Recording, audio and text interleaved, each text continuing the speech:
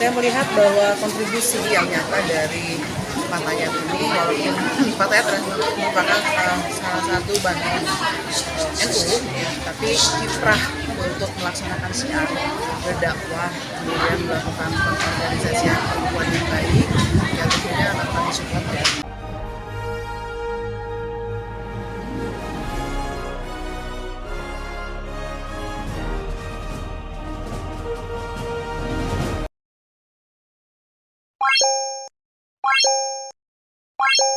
Anggota DPR RI Ida Nurlela Wiradinata menegaskan pentingnya peran perempuan, khususnya kader muda Nahdlatul Ulama NU, dalam proses legislasi dan pengambilan kebijakan publik.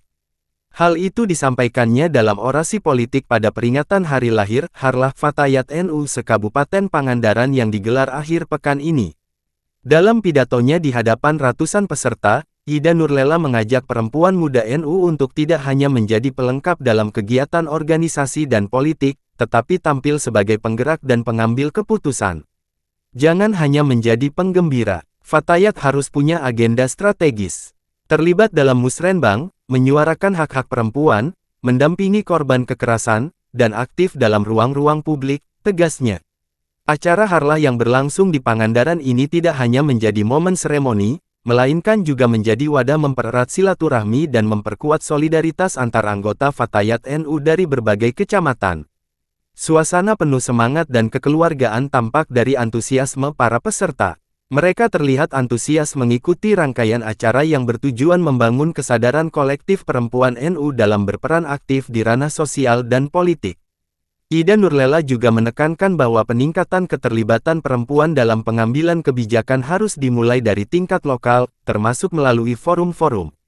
Keterlibatan perempuan di berbagai level sangat menentukan arah kebijakan yang lebih inklusif dan berpihak pada kebutuhan masyarakat, khususnya perempuan dan anak, tambahnya.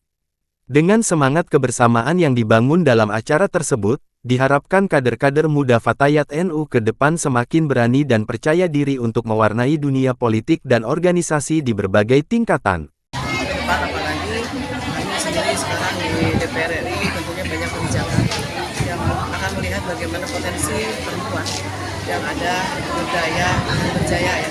Jadi kalau misalkan di sini tadi ada Fatayat yang luar biasa, pengorganisasian dan sebagainya, yang loyalitas dan sebagainya, integritasnya sudah jelas. Kita inginlah ada bagian dari Fatayat ini juga masuk ke dalam organisasi yang tadi bilang koperasi besar merah putih.